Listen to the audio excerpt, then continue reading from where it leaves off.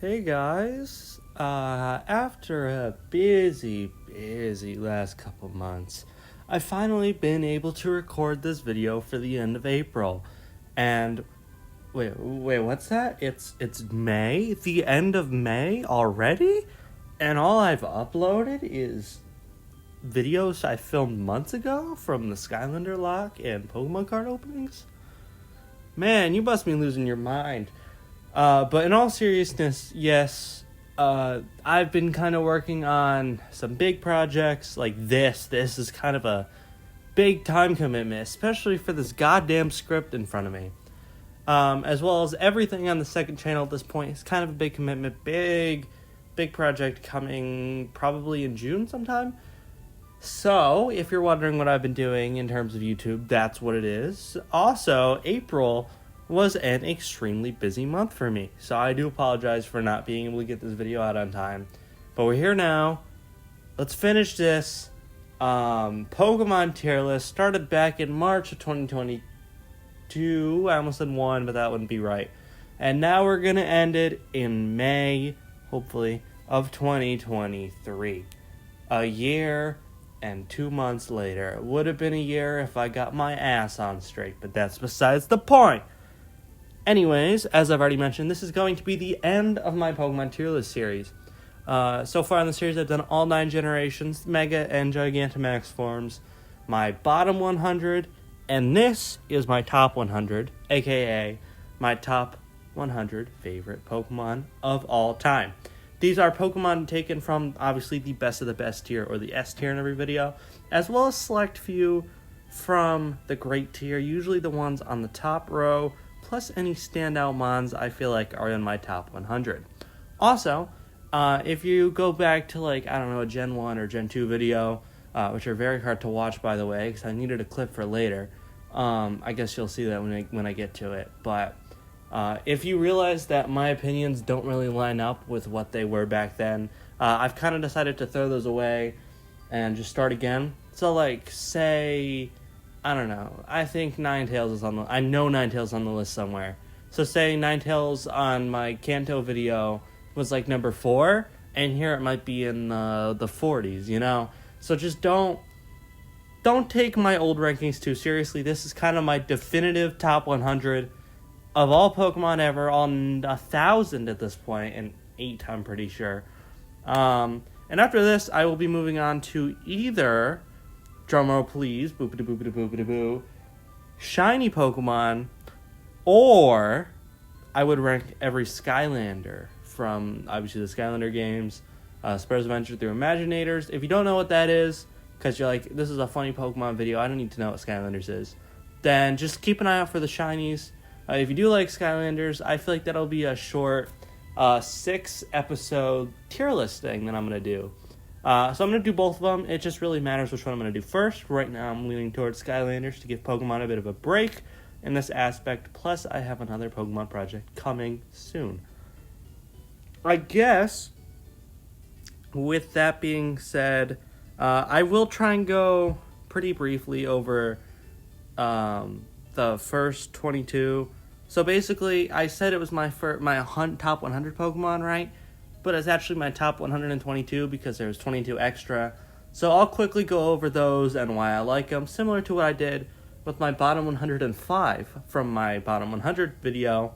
And just like that video, if you don't want to watch me ramble on about every single Pokemon in the top 100 and you just want to see my top 10, there will be a separate video coming sometime next week whenever this is uploaded, just like the bottom 100.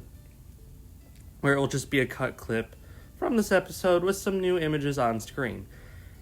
With that being said, I think we should get into the list and start talking about my tiers here. My tiers, not like the ones that come from my eyes, but the ones on the tier list, are actually quite strange because obviously I can't do a neutral and a bad for my top 100.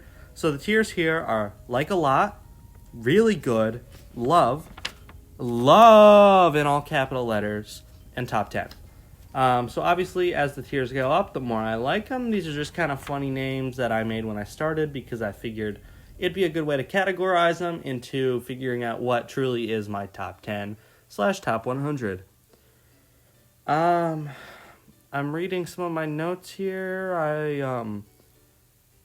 Trying to see. I don't think any of this stuff is really important. I don't know why I wrote it down. So let's just get into the first Pokemon on our list. Number 122 is Dwebble. Dwebble, I almost spelled as Dweeble, which is kind of funny when I wrote my notes down. I just think it's kind of a cute, really cute design. I tried to say cute and incredibly cute at the same thing. If you're wondering why I'm stuttering, but you guys know that will never change. I just think it's a cute little hermit crab. I've always had a soft spot for hermit crabs. I always think they're really cute. I'd go to the pet store and I always find them at their little cages, and then you'd watch them play around with all their funny shells. I always thought that was kind of cool. And it's just kind of a cool design. Like a hermit crab and a rock. Like, that's kind of a very Pokemon-esque design. It's pretty cool. Number 121 is Heracross. I just think I have a soft spot for Heracross. It's like, I've never used them before in any games, because that will be a theme that you see later on, trust me. I just think the design is really cool, because I really like beetles. I know I just said, I really love hermit crabs. But beetles definitely grew on me over time. I used to hate them. I used to be one of the people that was like deathly afraid of bugs. Spiders, I'm deathly afraid of, but they are technically not bugs. So you know what? I'm home free on that one. But yeah, I think beetles are actually really cool, especially like the big ones, like in Animal Crossing. Don't really know. I think Goliath beetles, what I'm trying to say.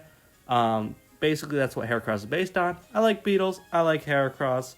Moving on to 120, Magnezone.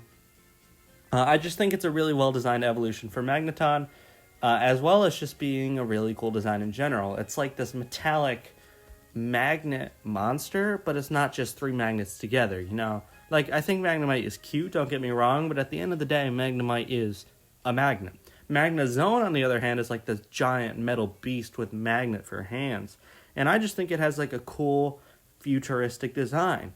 Also, that typing electric steel, really cool, and just really puts it above Magneton, which at the end of the day is just three Magnemites stuck together. Number 119 is Minun, and this one is 100% nostalgia, because there's no way Minun would have made it this high on anybody's list ever.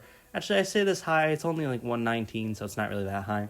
But yeah, Oras, my first ever game, specifically Omega Ruby, not Alpha Sapphire. I was a stupid idiot and spent forever grinding in the route next to Slateport City. I don't exactly remember what it was called, but if you know anything about that game, Minun can spawn there. And what do you know? At one of my brother's soccer practices, I got my first ever shiny, a shiny Minun. I meant to call it Shiny Minun. I misspelled it as Shiny Minu, and it has been named that ever since. I still have that original Omega Ruby save file. Maybe I would show it to you one day. But I always loved Minun because of my experience with the shiny version. Also, Plusle can burn in hell, because Plusle's shiny is dog ass. Minun's isn't great, because if I didn't have nostalgia for it, I probably wouldn't like it as much. But it's better than Plusle's. Plusle's just like they turned up the saturation a little bit. But this isn't about Plusle. This is about Minun. And we're going to move on to 180 Sinistea. It's a prevote to one of my favorite lines. Poltegeist, spoilers, is really high on my list. Not quite top 10. Maybe top 20. I guess I won't. I'll stop spoiling stuff like that for later in case you do care about it. But number 118 is Sinistea, as I've already said. And like I already said, I don't really care for it on its own. I think I'd really like it because it's a prevote to Poltegeist. I'll get to that story later because it's another story one over like a design thing. But yeah, you're going to see that pattern of, it's a pre-evolution to a Pokemon I like a lot for these ones lower down on my top 100, including Sinistea. Number 117 is Darkrai. What a badass Pokemon. So, kind of the opposite of Sinistea. This giant edgelord really stands out to me just because he's cool and he's dark. And even though I think dark might be my least favorite type in the game because, you got Murkrow, you got Sneasel I don't care for, you got other guys, Alolan Persians one I don't care for, Thievul I don't care for, there's a couple more I just thought of. But Darkrai makes the dark type seem a lot cooler, as it is in his name. And he's just such an edgy mofo that I just can't help but love him. He's so cool. And that is a pattern that you will also see a lot during this video. Number 116 as Azumarill. I love him. He's my little round rabbit boy. Water Fairy is a great type. I used it in my competitive team in Pokemon Showdown. My first ever one, back before Gen 9 was even like a thing. Gen 8 was on my team with like Rillaboom, Regieleki, Metagross, Primarina, all those guys. And, well, it wasn't the best. I still really liked it because you got the huge power strats, the belly drum strats. You can even give it a muscle band, I'm pretty sure it's called, and just completely roll everything with Aqua Jet after that. Like, it is really broken and also really fun. I think that's the best part of it. And then, he's just cute. As I've already said, he's my little rabbit boy. How could you not love him? Number 115 is Machamp. What an iconic guy. At the end of the day, his design is just a buff man. But hey, don't judge me. It's just a cool design. Like, yeah, sure, if they released it now, I probably wouldn't like it. But it's a design that people love because it was the first fighting type. And it's kind of the poster child for fighting types ever since. Which I think is why I like it so much. It has such a vivid image. Like, the first Pokemon, probably, you think of when you think of the fighting type is Machamp. And I think that really says something about him. Alright, flipping pages. We got 114. Nihilego, or as I put it, Mihilego, because that's an M, not an N.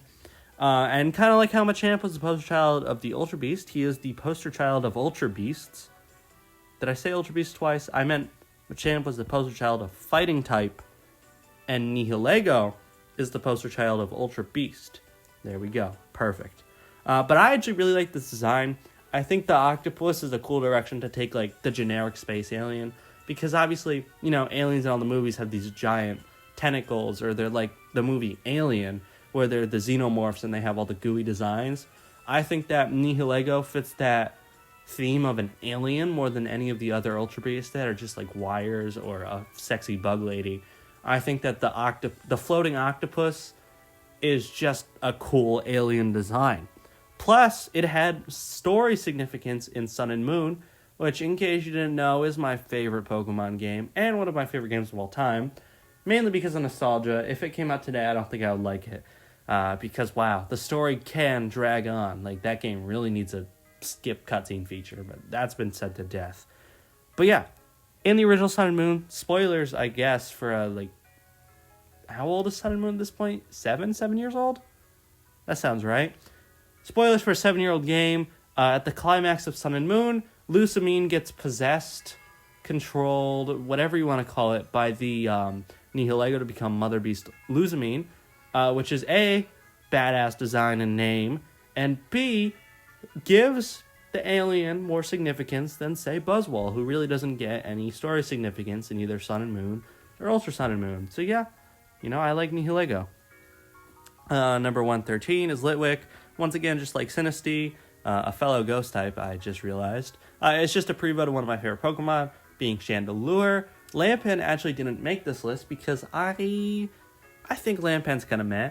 I think that Chandelure is awesome, and Litwick is cool. Pun not intended. Yeah, and it's a Gen 5 mod. Gen 5, if you didn't see the tier list, was the fewest, or the generation with the fewest Pokemon in the best of the best tier. And I would almost put money on it. Maybe aside from Gen 6, I guarantee that Gen 5 is going to have the least amount of representation in my top 100, which is kind of sad. Sorry about my reflux. I'm just hiccuping a little bit. I don't know what you call that thing, where you have to, like, swallow and then keep quiet for a second. I don't know. Moving on. Number 112 is Gigalith, who is an absolute badass rock golem. 1,000 times better than regular golem. The only reason I think golem is good is because I've used it a couple times on in-game teams, and because it's a Gen 1 design. But when you look at Gigalith, you're just like, this is such a better rock monster design. It is so cool. And the shiny, hello, Mr. Blue Sky. It's like light blue crystals on this already cool red and blue rock monster, and it just, looks so good. And Gigalith in general just looks so awesome. I just wish you didn't have to trade to evolve it. That kind of kills a lot of Pokemon for me, but what can you do? Number 111, 3 ones, funny, is Flaffy. It's the middle stage of one of my favorite evolutionary lines. I love Mareep, I love Ampharos, and I love Flaffy, but if you paired them up all against each other, Flaffy would definitely be at the bottom by kind of a long shot, which is why Flaffy is all the way down here, below my top 100. Number 110 is Roserade. The badass, sexy plant lady is one of my favorite Pokemons of all time. Kinda. Top 100. You know what I mean by now. And here's why. I used it on a team, Jeremiah, in my Pokemon Platinum team that I played on a real Nintendo 3DS. And I think that it's just really improved over Roselia. Because Roselia, without Voodoo or Roserade, is nothing. Nobody likes Roselia. Everybody likes Voodoo. Everybody likes Roserade. At least more than Roselia. So the fact that they can improve such a mediocre Pokemon with something so cool, it's just really cool to me. Which is a theme that you'll see with a lot of the Gen 4 evolutions in this video. I'm going to take a quick sip of water. Excuse me for 1 second. I really hope you can hear that and made a funny noise as it's coming out of the bottle. I would have cut that, but it was kind of funny and I hope you can hear it. Anyway, number 109 is Inkay. It's a first stage of a Pokemon higher up on the list. I know, crazy. But this one does get a little bonus points because James had one in the XY anime. XY anime is something that I really, really want to rewatch, but never put the time commitment behind it. But in that season of the anime, which does hold a very special place in my heart because it was my first season of the anime. Yes, I did watch it before season 1, weirdly enough. But in that, James had an Inkay, and it was like one of the best parts of James because you could just tell that he loved that Inkay. And even now, I've seen Journeys and the original series, he definitely loves Inkay more than he loves like Morpeko or Coughing or Victory Bell. It's like Inkay and him had a very special bond, and I think that made me love Inkay even more. Number 108 is Tyranitar, which is an awesome, badass, pseudo-legendary, and it's Godzilla. Do you need me to say more? Also, it is good on Pokemon Showdown. I do use it when I double battle in Scarlet and Violet because you Terrasilize it to Ghost type, and then you get rid of the big problem Tyranitar and that it can't take a fighting type move, and then it kicks ass. Rock Slide, Muscle Band does so much damage. Number 107 is Drapion. I think that this is a cool design and typing. I think Poison Dark is really awesome, and I think giving an evolution to Skorupi, being a Poison Dark giant scorpion, is just cool. And you know what? Scorpions are pretty cool in general, as long as they don't sting you, because then you have a high chance of dying. True story, I'm not lying. Number 106 is Clefable. I used one on my Let's Go team the second time playing through the game. I believe it was called Puff, and Puff carried me in that game because Fairy type is OP. I also like that it's just this cute little thing that can kick ass whenever it needs. Plus, it's kind of iconic for using Metronome, one of the most fun moves in the game. Number 105 is Gastrodon, which is a funny slug guy. Not much else to say here. Everybody loves Gastrodon. I think that's kind of like a rule of Pokemon at this point. And while I don't love Gastrodon, it's not even in the top 100, I still really like Gastrodon because it's in my almost top 100. It's 105. But number 104 is Gardevoir. Shut up, Internet. I think that Gardevoir, say the right words here, has such an elegant design, not sexy, elegant, and it's kind of like this pretty, don't take that the wrong way, design of this alien woman, don't take that the wrong way, who's all majestic with her white long dress, don't take this the wrong way. And I think that when you put it all together, it makes just this strong type. I also think that it suits the psychic type really well because, brains over brawn. Brains also can have something to do with beauty, which Gardevoir, don't take this the wrong way, is a very beautiful Pokemon. Now stop, please. I'm not talking about Gardevoir anymore. I used one in Alpha Sapphire when I played that a couple years ago. I think it was called Lemon. off topic, but let's get back. Number 103 is Entei, who is my favorite legendary dog. Surprising absolutely no one. I like Suicune, and I don't like Raikou. Those are my opinions on the other two. In case you didn't see the Gen 2 video, I forgot what gen they were from. I just think Entei has a really cool and underrated design. I like the fire saber-tooth tiger that doesn't have to be, like, on fire to be a fire type. Like, you can tell this thing is a fire type from looking at it. And that whole, like, white thing on its back, I think it might be, like, steam or something, is just, like, really cool looking. I also have nostalgia from Pokemon cards because back in X and Y Ancient Origins, I think I had that Entei rare card, and between me and my friends and my brother, everybody always wanted that Entei card from me. And I was like, no, because it's cool. So now, looking back on the Entei card that I still have, by the way, it would just be in one of the old binders. I'm like, man, it's cool. I never traded this away, like I did some of the other cool cards I had. Still beating myself up over that, looking at you, Mega Venusaur. It's just a cool little nostalgic thing for me. Number 102 is Dartrix. Obviously, Rowlet is one of my favorite mons ever, and Decidueye is also up there. But Dartrix falls somewhere around here because when compared to the other two, the greatness of Decidueye and Rowlet, it falls about here. So you could say that this Pokemon is on here because its evolution is higher. I know, unheard of. It's not like we've had two other Pokemon so far where that's been the case. Number 101. We're almost to 100, I promise, and we're 20 minutes in. How does it feel to have your time wasted? But yeah, number 101 is Dragonite. I think it's the perfect blend of cute and fierce. I think that since it's the original pseudo-legendary, obviously everybody has a soft spot for it because, it's iconic, but it also can kick ass when it needs to, while also looking cute while doing so. Alright, well now we're off the kind of honorable mention parts of the video, and now we can move on to the top 100. Believe it or not, I know, it's pretty crazy. And while we're not moving tiers yet, we are going to move into the top 100, as I've already mentioned. We're going to start off with number 100, Alolan Diglett. And you're like, I thought you loved Diglett.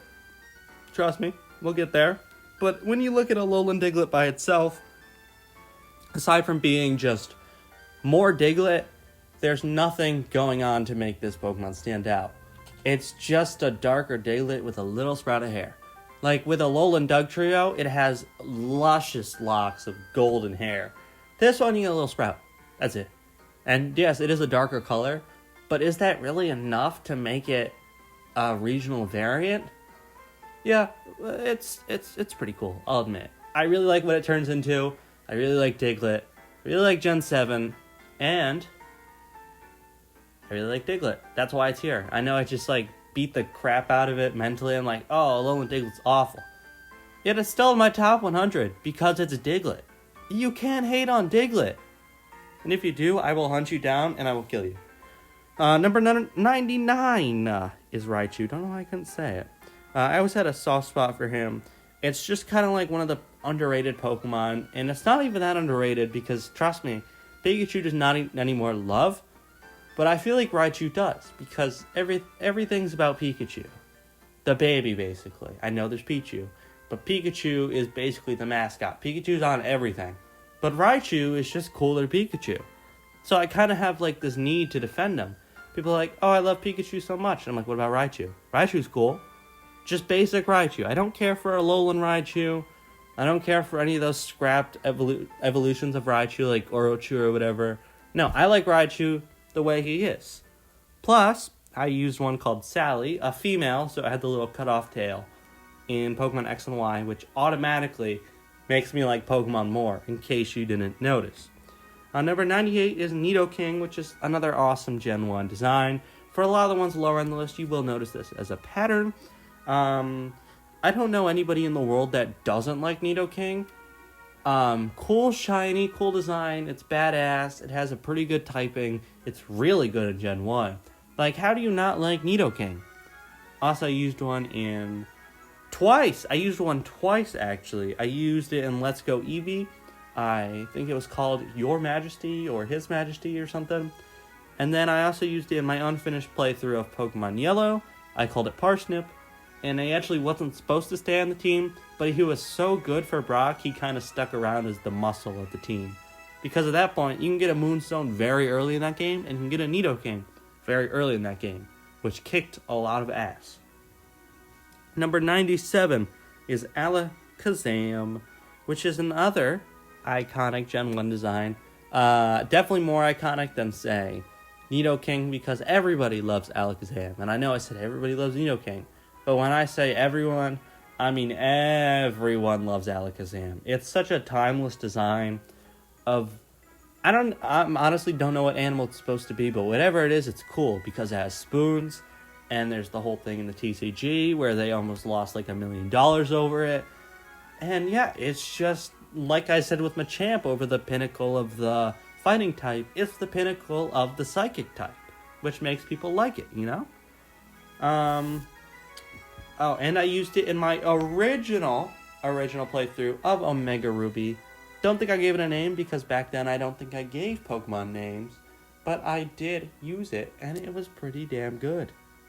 Number 96, and the last Pokemon in this tier, is Venusaur, which is definitely the second best Kanto starter. Obviously, you know who number 1 is. I think I've said it a million times in this video alone. Don't really need to linger on that too much, at least until we get there. I think it's here because it's the grass starter. Another theme you'll notice about the very top tiers of the video, I love me some grass starters. And while Venusaur definitely is outshadowed by both others in my opinion, I like the Charmander line in total more than the Venusaur line, but Venusaur itself is much cooler than Charizard. Little hot take there, I guess. And then obviously Squirtle's my boy. I would never diss him. But it's just a cool plant dinosaur, you know? It's iconic. And obviously I mentioned the Mega EX card I traded away. That was the first ever Pokemon card pack I opened. It's a little messy because I don't know what the first one was. I think it might have been not that one or that one. It was a long time ago, right? Excuse me for memory being a little bit foggy. But yeah, it was one of the first Pokemon cards I ever got, which makes it makes me happy. I used one in my original playthrough of Pokemon Let's Go Eevee, so not the one with Puff and Your Majesty. This was my first ever one.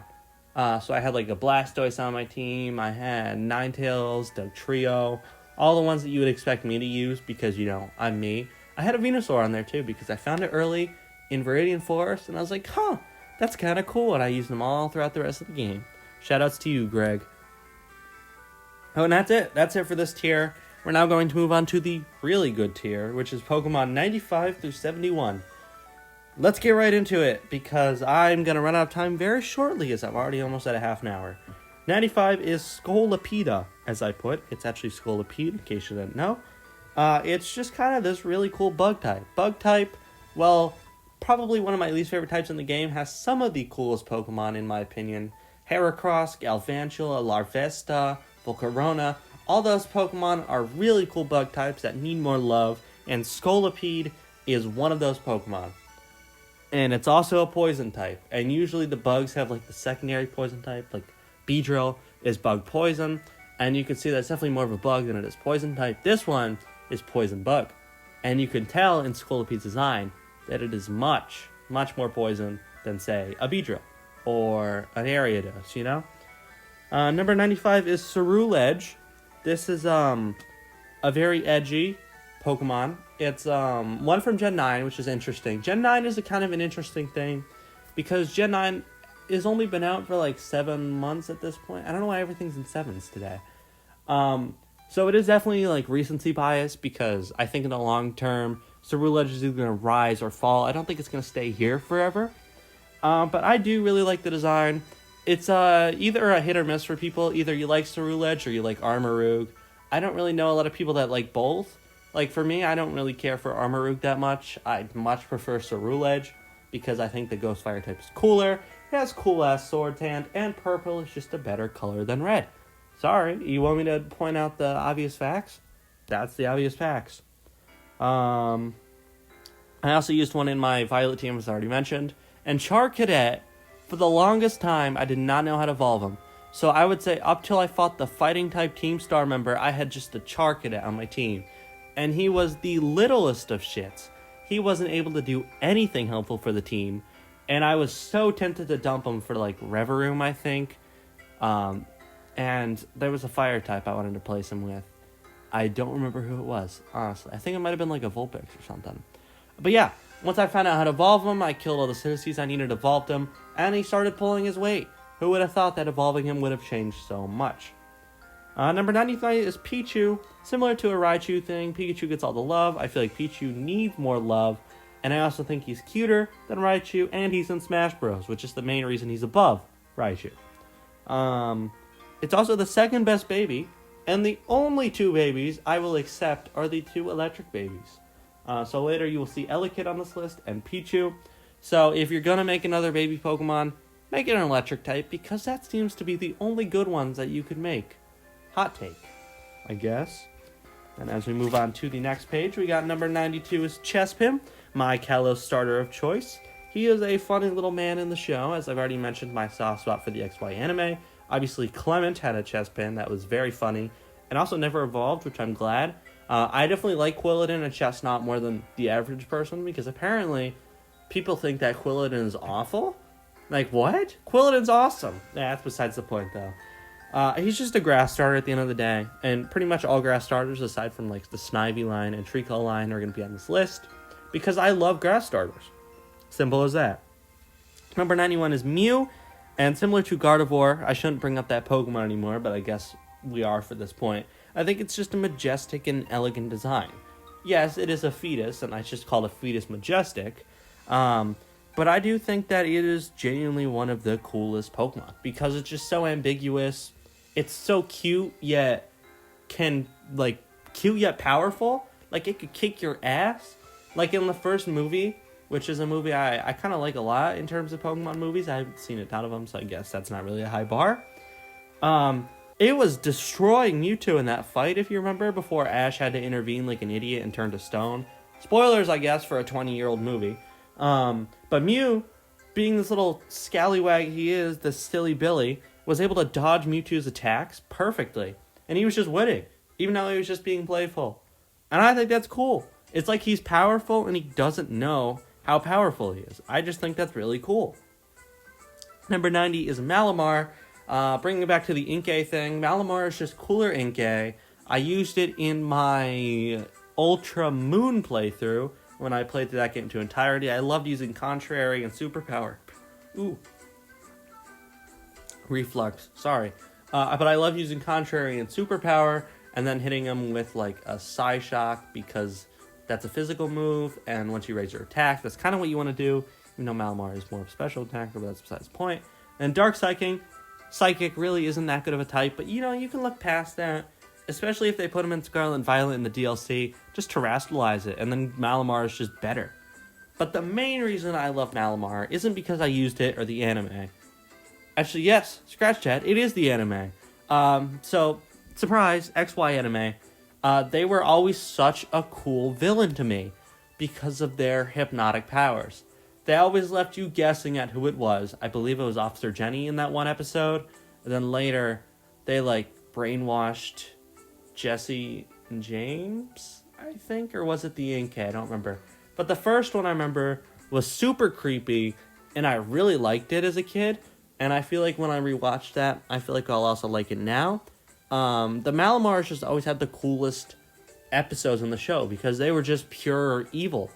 And it's okay to have beings that are just pure evil. I think I kind of like that about shows and video games. It's just evil from the beginning, evil to the end. There's nothing in between. Malamar is a pure evil being. There's nothing good about Malamar, which kind of makes me like it. I'm not going to lie. And number 89, is Swampert. Gen 3 had some banger starters and Sceptile, but that's besides the point. In terms of final evolution, I definitely like Swampert more than Sceptile, but less than Blaziken. It is a very definitive first, second, third as to the placements. Because I love Blaziken, I love Swampert, but not as much as Blaziken. And I don't like Sceptile. Easy placement. But this is about Sceptile. This is about Swampert. Swampert is such a cool design because it takes a cute Pokemon like Mudkip, which granted I do like more than Swampert, and makes it just really cool. Like, you want to use this thing in your team because it looks like it kicks ass, but will also be your friend afterwards. Like, it looks like it would happily destroy a village of just like, I don't know, what's an electric type in Gen? It'll destroy a village of Manectrics, and then it'll come back to you and it will play, I don't know, hide and seek or something in the water. And it just seems like a playful little guy mixed with a complete murderer. Which, you know what? That is kind of a fun combo. And then I also used one called Quentin and my Alpha Sapphire playthrough. Shout out to you if you get that reference, especially because it is named after a YouTuber. That should be enough. But it was one of my favorite YouTubers growing up. And yeah, that should be pretty self-explanatory enough. Number 88 is Haxorus, similar to like a Tyranitar or a Dragonite. It's just a cool... Actually, it's not even a pseudo-legendary, is it? Well, it should be. It's a cool dragon type with this axe head, and it can kick ass. It's shiny rocks. It's just a good Pokemon overall. And the number 87 is Kyogre. And something I love about this trio of Pokemon, Groudon, Kyogre, and Rayquaza. While Kyogre is not my favorite of the three, I still love it a lot. And I love just the power it holds over everyone and everything. Like, this is the god of water. Maybe not like the god, because I'm pretty sure Lugia is the god of the ocean, if I'm not mistaken. But Kyogre is just this menacing ancient being that rises up from the lakes, and it's just huge. It's so cool. I love Groudon and Kyogre's dynamic because they're both just these powerful ancient deities. And I feel like that is something that newer Pokemon legendaries are lacking. Like, don't get me wrong, I love Solgaleo and Lunala. And I love Yveltal and Xerneas. And then Miraidon's also growing on me.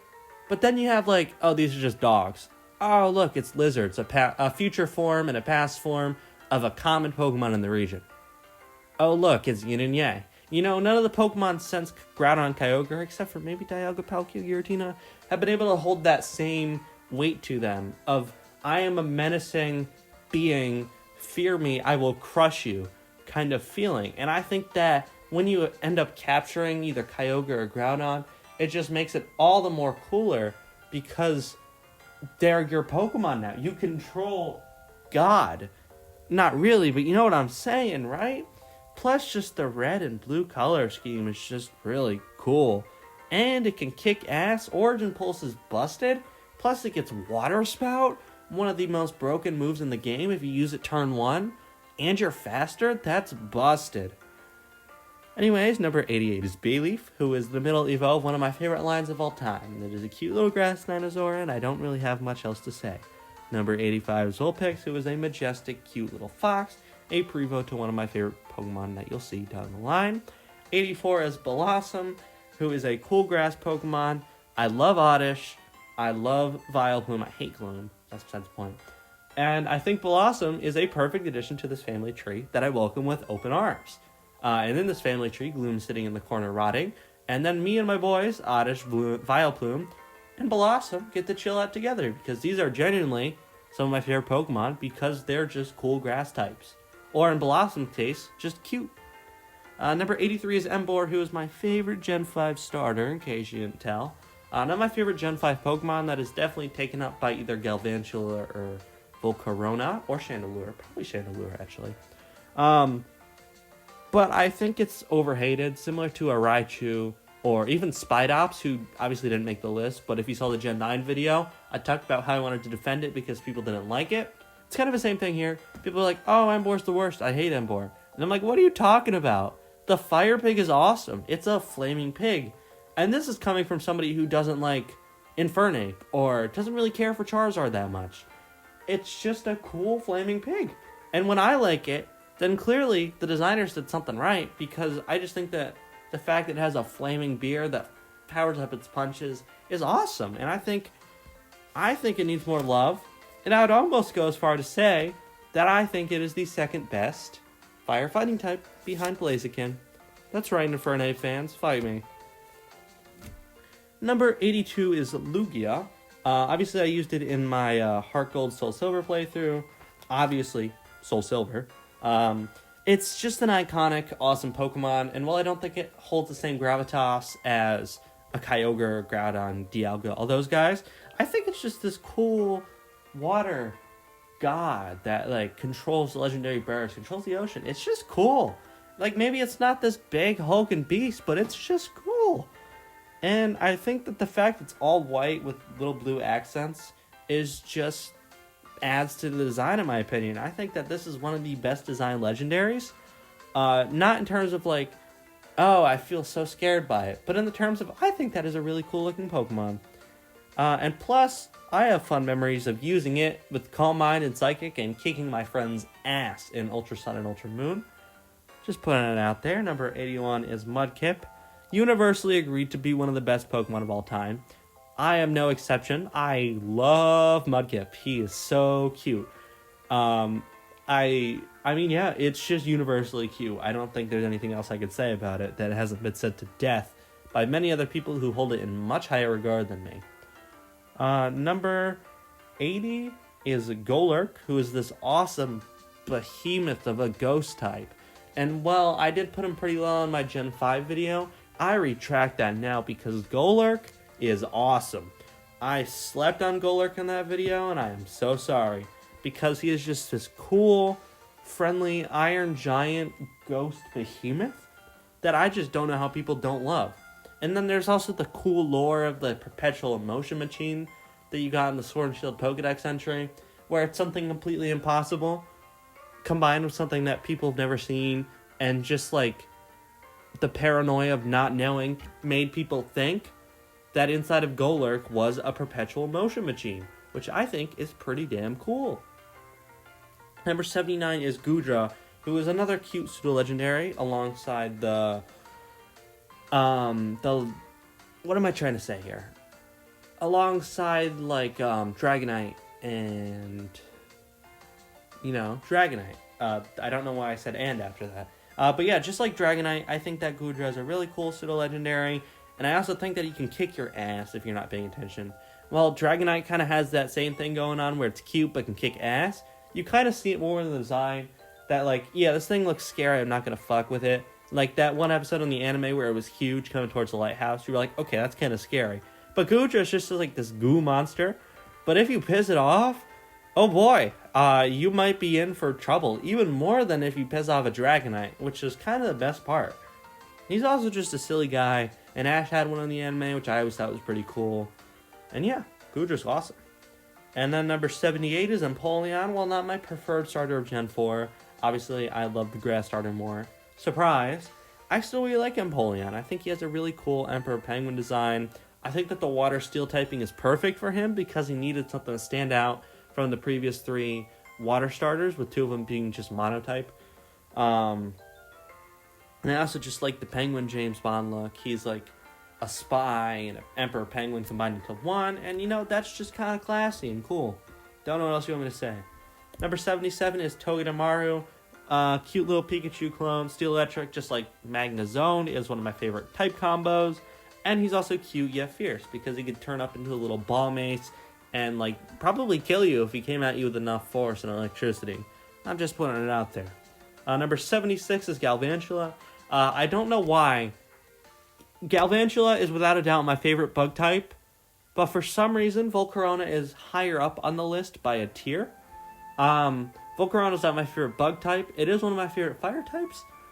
So if you ask me what my favorite bug type is, it'd probably be Galvantula, even though the tier list says otherwise. I don't know why it says that, but I love Galvantula because it takes something I hate, spiders, specifically tarantulas, and combines it with a cool elemental power to make it just awesome. This guy is so cool, and I don't know what it is about it. Maybe it's because it's not scary like an actual tarantula. It's just like, it evolves from something so cute in Joltik to something so fierce in Galvantula, and I think that's pretty cool. I think he's not like the most over-designed or badass menacing Pokemon ever. He's just a little electric spider. But you know what? He's cool, and he's probably my favorite bug type. Number 75 is Fomantis, pretty well one of my favorite Pokemon later down the line. Gen 7 nostalgia. And I tried to shiny hunt one for the longest time. Basically, I wanted a shiny Lurantis before I even had the shiny charm. So I was just there in Pokemon Sun, not even knowing what I was doing, just continually SOSing Fomantis, and you know what? I didn't get anything, so I guess it was a waste of time at the end. Number 74 is a Alolan Sandslash. I'm pretty sure I just like this because of Pokemon Go nostalgia. In that game, Igloo, the Alolan Sandslash, was my first ever buddy I got the ribbon for. Because of that, he holds a very special place in my heart. I tried using one in my recent Moon playthrough, but he was just really bad. Like, I love Alolan Sandslash, don't get me wrong, but that typing, ooh, he's so bad in battle. Like, don't use Alolan Sandslash. Look at it from a distance, be like, wow, that's a cool design. Just don't use them in battle. Number 73 is Ampharos. Weirdly enough, I like Mareep more than Ampharos. I just think Mareep is cuter. Ampharos is kind of like a bald sheep, which is a little weird. But when you put that aside, the little weird design thing, this is like one of the most iconic electric types. I would say it's almost more iconic than like Raichu, Magneton, and Electrode, which are weird because those came from Gen 1, and this is a Gen 2 mon. Yet I feel like when I say electric types, you would think of Ampharos before you thought of Voltorb, you know? And I think that's why I like it. I think it's just iconic and sticks in your brain. It's another one of the cute and fierce things, like a Goodra situation, where it looks cute on paper, but you fuck with it, and you're probably in a lot of trouble. And I'm pretty sure I definitely used one on my Soul Silver playthrough. Uh-oh, I didn't write it down. What did I name him? Was it Fluffy? Did I write it down? I didn't write it down. Uh-oh. It probably was something like Fluffy or Cutie Pie. I don't know. I honestly can't think of it. I'm sorry to not enlighten you with every fun fact in the world, but we're going to have to leave it there. Number 72 is Lapras. Lapras is just such a pretty creature. It's like a pretty version of Nessie the Loch Ness Monster. Like, she put on makeup, and then she was all fabulous and went out to the club. It's just something about it. It's just like a majestic creature. Like, if I saw this going across the pond, I would stop and watch it because of just how pretty it is. It's this big turtle creature that's just cool. And I used one in my post-game of Sword and Shield. I caught a Gigantamax Lapras before you could feed it soup and made it Turts the Lapras. That is spelled Turts, in case you were wondering. And it was my Gigantamax Lapras. So every time I battled my friend, keep in mind this was before soup, I'd be like, look at my cool Gigantamax Lapras. Basically just flex on her, because I'm an awful person, I guess. Number 71 is Turtwig, and the last Pokemon for this tier. It's a grass starter. It's a first stage. I have nostalgia from BDSP, from Trent the Turtwig, who eventually became my first level 100 in that game. Before I found out I had rare candies and just leveled them all up to level 100. I put a lot of time in that game because it was a bitch, 100% complete. Don't really want to go back to it. It's a shame I started the Nuzlocke in that game. I wish I did like Legends Arceus or something, but what can you do? It's just, Turtwig's cool, you know? Not every Pokemon I have to be like, oh, I love it so much, I love it so much. No, just Turtwig's pretty cool. I like it. And now we're going to move on to the love tier. Not the love as in the love with all capitals, just love as in L-O-V-E, all lowercase. These are Pokemon I love, but I don't feel like are top tier designs that really stick with me. That'll be more for the top 2 tiers of the video. More so, the top tier is my favorites, obviously. But this is kind of like all the Pokemon that I think have really cool designs, but aren't my favorite, I guess is a better way of saying it. We're going to start off with number 70, Flareon. Flareon, for the longest time, was one of my favorite Pokemon. It was in my top 10 for a longest time. But then it grew outclassed by other fire types like Ninetales, Larvesta and Volcarona, Chandelure, Blaziken. Like, I cannot reasonably say this is in my top 10 anymore. It's actually quite low down on my top 100. But because of the nostalgia towards me loving it as a kid, and I still think that it is the most underrated Pokemon of all time. Yeah, fight me. I know it's an evolution, so it gets love. But when you compare how many people love Jolteon and Vaporeon and Umbreon and Espeon I think people like Glaceon more than they like Flareon. And then obviously Leafeon and Sylveon are popular too. So this is probably the most hated evolution, and I don't get why. It deserves to be loved more than any of the other evolutions. Like, yeah, I love Espeon and Leafeon more, but I feel like this Pokemon deserves more love than it gets. Plus, it's another thing like Entei, where it's a fire type that doesn't have to be on fire to be a fire type, which is something I always appreciate in fire type designs. When it looks good, sometimes it really doesn't, and then I don't like it. Let me clarify that. Number 69, nice, is Aurorus, which is just a beautiful Pokemon. It is this dinosaur combined with like the Northern Lights and a flashing Brontosaurus. Like, I don't know what they're called, like the little wing things on its side and like flash pretty colors. I just think it's a pretty damn cool and pretty Pokemon. Ice types tend to be beautiful, but this one to me really shows their beauty more than anything. It's a shame it's an ice rock type. One of the, if not the worst type in the game, behind maybe normal ice.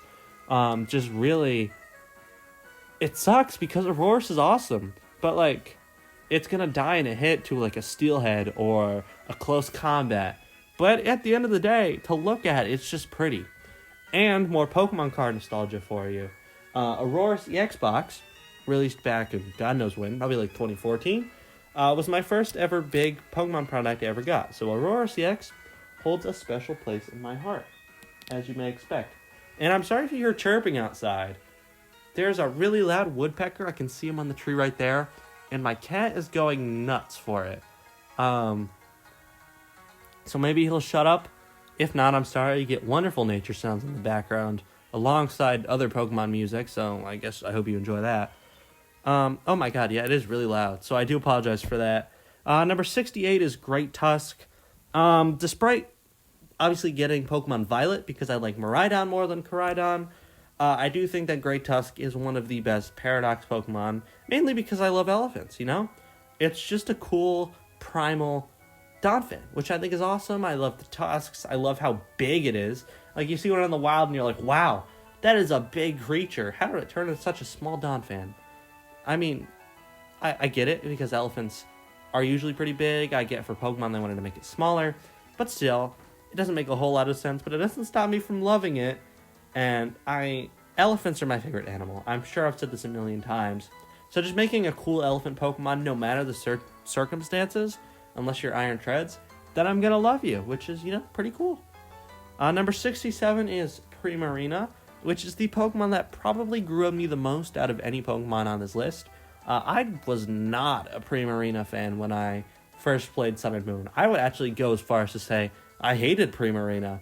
I thought that Poplio could have been this cool, like, whale design. I don't know why I thought it would be a whale, because obviously it's a sea lion, but I don't know, maybe I thought it was like a whale cub as a kid. I was pictured as this giant, badass, maybe clown beluga, where it has like a giant water ball in its nose, and it like drowns people in it or whatever. I don't know, whatever a 5-year-old thinks of. But Primarina, looking at it now, is such a pretty design. I know I've said it before with Gardevoir and Mew, and, I don't know, Emboar, something like that, where the designs are just so pretty that I just really like her design, personally. Plus, she's broken in battle. She has the water fairy typing, and just like Azumarill, it is such a good typing, to the point where I played through Ultra Moon for the first time, picking Incineroar, while also having a Primarina on my team, and by the end of the game, Primarina was on my team, and Incineroar was kicked out, because Incineroar was bad, and Primarina was insanely good in that game. I'm pretty sure Primarina was the one that killed Ultra Necrozma for the first time, so take that as you will. And it's honestly grown on me so much, from using it in my original Ultra Moon playthrough, using it in my most recent Moon playthrough, Percy the Primarina. It's just such a cool design to me now, that I think it might be my second favorite water starter. Don't quote me on that, because obviously Blastoise is number 1, and when I wrote this, I didn't know it was coming up, so I could be entirely wrong, but I'm pretty sure it's my second favorite. Once again, don't hold me to that, though. Number 66 is Glade. It's just cooler Gardevoir. I'm sorry to be the one that say it. Don't hurt me, Gardevoir fans. But it's just this badass warrior. And I really like Mega Gallade. In case you didn't see that video, I think Mega Gallade is one of the best designs they've ever done. Iron Valiant is alright. I don't really love Iron Valiant that much, I'm going to be honest. But Gallade by itself is just so cool. Obviously, I used it in my Pokemon Platinum. I played on an official DS. I called it Tango, and it was kind of an MVP, actually, because it's close combats and psychics and whatever the hell. Just completely did a lot of damage, and I think it's just pretty cool, you know? Number 65 is Hisuian Samurott. I don't care for regular Samurott that much, which is weird because this design isn't too terribly different from regular Samurott, but it's black and red and spiky, which just makes it edgier and cooler. And I guess, you know, that just makes me like it. I don't know. It's not that big of a difference, but such a small difference just made me really like Samurott. Plus, I used one in Legends Arceus, my main man Oscar. I found in a space-time distortion in the Icelands, and then I took with him ever since. And while I do really have a soft spot for Hisuian Samurott, I'd actually say a really soft spot. I don't like Oshawott. I really don't. Sorry to any Oshawott fans out there. Just have to put my opinion out there. Number 64 is Arboliva. I love grass types. It's the new grass type from Gen 9. Of course I like it. I love the fact that they didn't make her sexy. I was really expecting her to have olive boobs. Not gonna lie. It was the perfect opportunity. Pokemon has been known to make sexy plant ladies. Serena, Roserade, among many other examples, Gourgeist. You know, most of the time, if you're grass type and you're feminine, you're sexy. So I appreciate for this one, they just made her more of an elegant olive tree that like forms up into a circle. And then obviously just, it's graceful, you know? Its eyes are closed, you know, it doesn't have like, you know, it's probably like meditating the whole time. Like they could have made it grass psychic and I would have been like, yeah, that makes sense. Because it's just so peaceful all the time and graceful and elegant and all those words that you associate with, I don't know, calm people. Number 63 is Tyrantrum. I'm sorry. It is cooler than Aurorus, despite what I would like to say, to contrary popular belief. It's just Rock Dragon is really cool. I used one in X and Y. I used Tyler the Tyrantrum in my second ever Y playthrough. Plus, it's just a cool-ass T-Rex. What do you mean? Of course I love the T-Rex. Because they didn't make it like this small little T-Rex, like Tyrunt, for example. Like, they could have easily made Tyrunt just not evolve, but that would have been pretty lame. I'm glad they went with the giant, badass dragon-type T-Rex. Making it a fossil obviously fits because they're all dragons. You know, it's not that out of the ordinary. I'm kind of looking here. Yeah, it's just cooler Aurorus. And the Gen 6 fossils are bangers. Aurorus and Tyrantrum are easily the best duo of fossils in all of Pokemon. Number 62 is Lotad, the main man himself. And you're probably like, what the hell? Why is Lotad so low if he's your mascot? And to that I say, he is my mascot, but he's also not my favorite Pokemon. My favorite Pokemon is Squirtle, which is obviously a lot of other people's mascots. Diglett is probably somebody's mascot. You know, Rowlet is definitely somebody's mascot. Like, all the cool ones are taken, and I just liked the Lotad art from the Black and White Plasma Storm set? I'm not 100% sure. So much that I decided to make it my profile picture. And ever since then, Lotad's had a special place in my heart. He's just a fun little lily pad guy. But I think the reason he's even this high on the list is because of my YouTube channel, which is something cool I guess I have to thank you guys for. At the 1 hour mark, Jesus Christ. Alright, well, this is probably going to be a 2 hour video. I've never had a 2 hour video before. I hope you guys like it. I don't know how the hell I'm going to get this onto YouTube, though. Ooh, it might be hard. Alright, I'm up for the challenge. Let's see how well I do in this. Anyway, number 61 is Dialga. Mr. Diamond himself. It's kind of like what I said about Kyogre and Groudon. I think that he has such a menacing presence. The fact that he's the god of time, that is just a metal subtitle to give to anyone, let alone a giant space dragon. And out of all the legends, I think he's probably one of my favorites. Actually, no, he's pretty low down if you ranked every legendary on the list. So I scratched that, I guess. But all the recent focus on BDSP and Legends Arceus made him really stand out to me. And, you know, made me really Really like him, which I think is pretty cool. And he's the fucking god of time. How do you look me in the face and say the god of time isn't cool? You don't. That's how. Anyway, number 60 is Mareep. On the complete opposite side of the spectrum, we have the fun little electric sheep. I love him. I love Mareep. Anyway, moving on. Number 55 is Galarian Articuno. All one word. That is a weird looking word when you put it like that. Galarian Articuno is really cool. Pun absolutely intended. I think the whole futuristic vibe combined with the cool ice type made a Pokemon that I love, Articuno, even cooler, pun intended, by the way. And I think that the Galarian birds in total are really cool. I obviously have a strange relationship with Galarian Zapdos, but as you'll see with Galarian Moltres and obviously Galarian Articuno, I think that they are some of the best redesigns in all of Pokemon. I think that this is genuinely one of the coolest, wink, Pokemon ever. It's just such a cool design, and the fact it wraps itself up and does the whole 3 thing when you try and counter it in the Crown Tundra, it's just awesome. I don't know what else you want me to say. He's just a majestic bird man. Number 58 is Tentacruel. Tentacruel is a weird one, because it's not like, oh, I have a soft spot for him for using him on my team, or, oh, I love the design so much. I just think he's kind of cool. You know, I don't really have a soft spot for him in the anime, in the games, in the card game, whatever. It's just looking at a design, Tentacruel, I'm like, damn, that is a really cool design. And the fact that it came from Gen 1 is probably what makes me like it even more.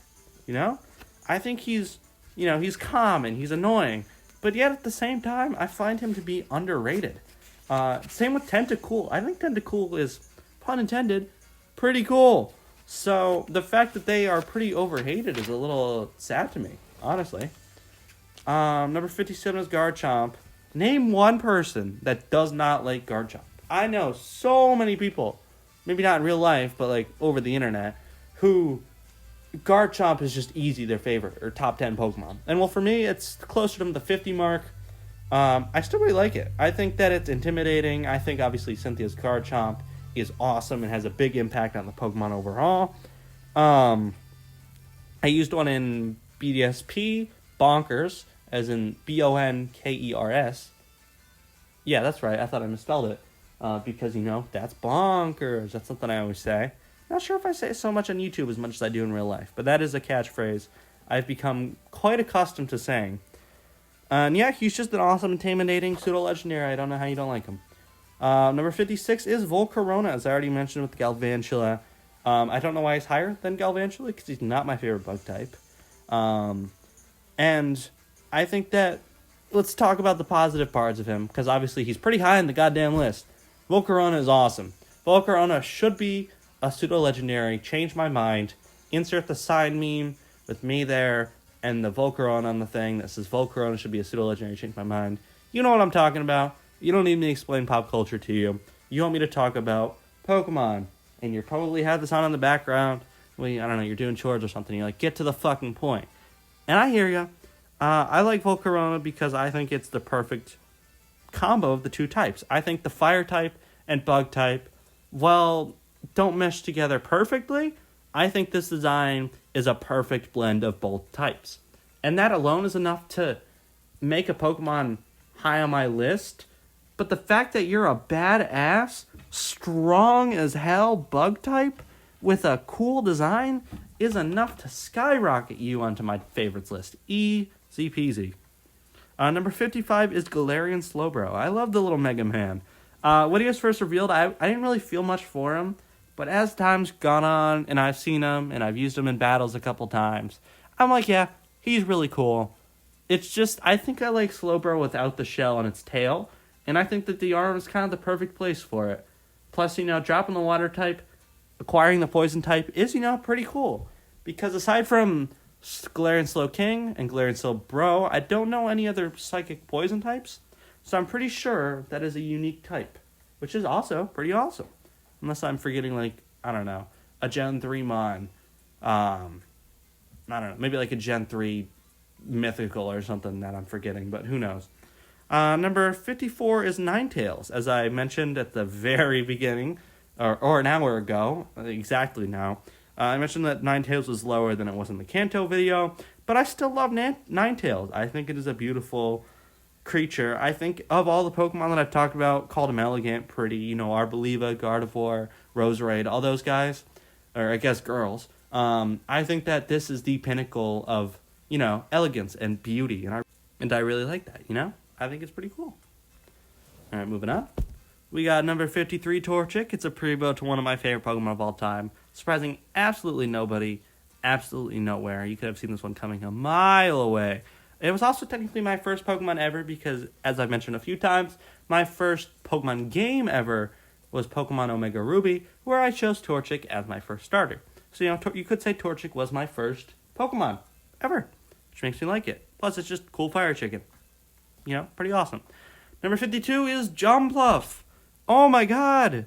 I put Screams, grass type. Don't know what that means, so I went with oh my god. Yeah, it's a grass type. It's pretty cool. Reminds me a lot of Smoliv, but not Smoliv because it's from Gen 9. I don't know. I never actually used one. I never actually caught one and thought, oh, it's so cool. It's a Jumpluff. But someone took Tentacruel, I guess. I look at the design and I'm like, yeah, I really like the design. So you know what? He skyrockets on my list just because of the design alone.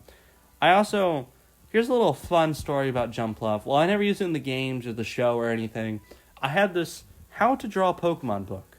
And it took you step by step through how to draw every Pokemon. And I basically said no, and I traced over the designs itself. On one of the introductory pages, there's a picture of Jumpluff. So I have fond memories of drawing, or I guess you could say tracing, a Jumpluff onto blank computer paper, and then being like, look what I draw, and it's really good because I just copied it. I don't know. Number 51 is Elekid, the only baby I will accept people talking about because it is the only one that I like. Well, I like Pichu, but that's because of Smash. If we're talking just about Pokemon itself, Elekid is the only one I like, and I think that's because of my, it's going to sound weird, so bear with me, affinities for plug sockets. And you're like, what the hell does that even mean? I think that they're just kind of cool to have a blank wall and then just this cool little outlet. Obviously, they're good for charging your phone, and I don't know why I'm going on a rant about power outlets. I'll cut to the chase a little bit. Basically, when I was maybe 4th grade, I want to say, I made this fake Pokemon called Plugzul, Plusle but with a G, and it was just a sentient power outlet. And then more recently, back in, I think, April of 2022, I made a Pokemon called Voltergeist, which is a poltergeist that spawned from a power outlet that then branches off into either Volter Rage or Volter Gaze, depending on the item you give it. Maybe one day, if you ask nice enough on the drawing guy, I will show off that book. Don't hold your breath, because that is something I'm not ready to show the world. But I just think... And then there's also the yellow and black color scheme, the Bumblebee or Hornet Yellow Jacket color scheme, whatever you want to call it, that I just think would make anything look cooler that it's on. Number 50, we're halfway through at an hour in, which makes me think this might be my first ever 2-hour video. So hi, how's it going? I don't know what I'm going to do for background music at this point. Actually, shoot, that's a really good point. But I want to make this as snappy as possible at this point. Number 50 is Regidrago, and just Gen 9 had some banger Regis. It's like how they had the banger bird designs, and I think that Gen 3 had the best overall legendary designs. I think that Gen 9 by far had the best Regis. And while I do like Regieleki more, Regidrago does hold a special place in my heart because I think it's cool that it can turn into a giant dragon head. I think that the fact that it's just a little ball with dragon arms is pretty cool. Yeah, I don't really have a lot to say about Regidrago. I really do like Regieleki more. But if you compare it to the original 3 Regis and Regigigas, light and day. I would take Regidrago any day over the original 3 and Regigigas, even though I do like Regirock quite a bit. Number 49 is Camerupt, and this is a fun little nostalgia story for you. Basically, the way I got into Pokemon, so not my first game, my first card, none of that. Pokemon, as an entity that it is, was from Pixelmon, which is a mod in Minecraft that basically is just Pokemon in Minecraft. You go around, you catch Pokemon. And at the time, I would say about 2014, one of my favorite YouTubers was iBallistic Squid. And he played Pixelmon. You put those two together, and you got me into Pokemon. I became a Pokemon fan because of that. And in that series, he got a Camerupt in, I think, either episode 2 or 3. It's been a while since I rewatched it. That is on my list of nostalgic YouTube series I need to go back to watch. But I just haven't really gotten around to it because I like watching new stuff rather than going back to old stuff. Sometimes. I do like going back to old stuff from time to time. That's not the point. I just really like Camerupt because of the nostalgia behind that. And then the design itself, I think, is pretty dopey, yet awesome. Like, I feel like the fact that it, like, screams and then fires lava is pretty awesome. I don't really have a lot else to talk about Camerupt than my nostalgia for it. 48 is Articuno, which is a majestic Generation 1 legendary bird. And while I do think that the redesign of Glaring Articuno is cooler, pun intended, I do like the original a little bit more just because, I don't know, I've always loved Articuno. It's just such a pretty ice bird. And this is why, like I said earlier, I think ice types are pretty because of Articuno. It's just this majestic bird, you know? And then I just think the fact that it's like this rare mystical creature in the game, you have to go to Cerulean Cave and go through all the ice puzzles with all the Slowbros everywhere, and then you find it, and you're like, whoa, that's really cool. And I believe I just said. I just used 2 transition words. Yeah, but I'm pretty sure I used it in my original Let's Go Eevee playthrough because you can get it before the league, and I took advantage of that, put it on my team, and then I beat the game with an Articuno. All I'm saying, it was pretty cool. Number 47 is Clodsire, which is another example of recency bias showing through, just like Ceruledge, and I just knocked a tray table over, ignore that. But I still love him regardless. He's just this funny little blob guy, you know? When Paldean Wooper was first revealed, I didn't think I would love him, but because I honestly don't care that much for Quagsire, or Wooper for that matter, if you remember all the way back to the Gen 2 video. But this guy, on the other hand, he's pretty awesome. And it's probably because I use him on my team. I found Paldean Wooper very early on in Scarlet and Violet, and I was like, yeah, this is a guy I want on my team. After a while, he definitely had to grow me a little bit, because I was hoping to find a replacement. But after he evolved and he started kicking ass, I was like, okay, this guy's a mainstay. And he stayed there for the whole team, the whole game, so shout out to you, Wesley. But he's also, like, fierce. Something I don't like about Quagsire is how basic it is. It's just this basic blue guy. Doesn't have anything special about it. But this guy is a little Cinnabon with spikes that come out that are poisonous. If that's not the coolest thing you've ever heard, then I don't know who you are. It's also a really good Pokemon competitively. Surprisingly, more in singles than doubles because you can use Toxic Spikes, Stealth Rock, all of those like setup moves right at the beginning. It's pretty bulky.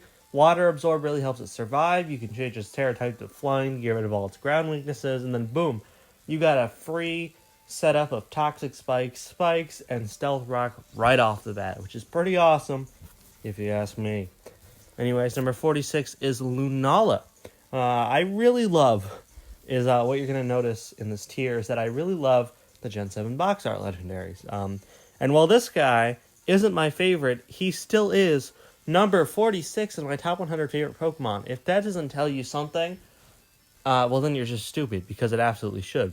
It's just this cool-ass crescent moon bat that, like, is the creature of the night. The bat is the epitome of the night. And this is just the moon plus a natural bat plus badass Cosmog equals awesome legendary. It's definitely an awesome design. It's that edgy bias coming through with all the legendaries like Yveltal and Miraidon you'll see later on, where I just think they're so goddamn cool that they're instantly just one of my favorites of all time. He also feels important because of Nebby. Nebby in Sun and Moon, well, is, granted, very annoying. He does still play a very important part in that game. So when you get to see him all grown up and fully evolved and turn into Lunala, it's pretty cool. It's part of the reason I like Sun and Moon so much. Also, when you first see Cosmog, this makes much more sense for an evolution than a giant metal lion. But you know what? Maybe I'm alone in that. Number 45, and the last Pokemon of this tier is Salamence. And it is an awesome pseudo-legendary with a badass design. Have you heard that before?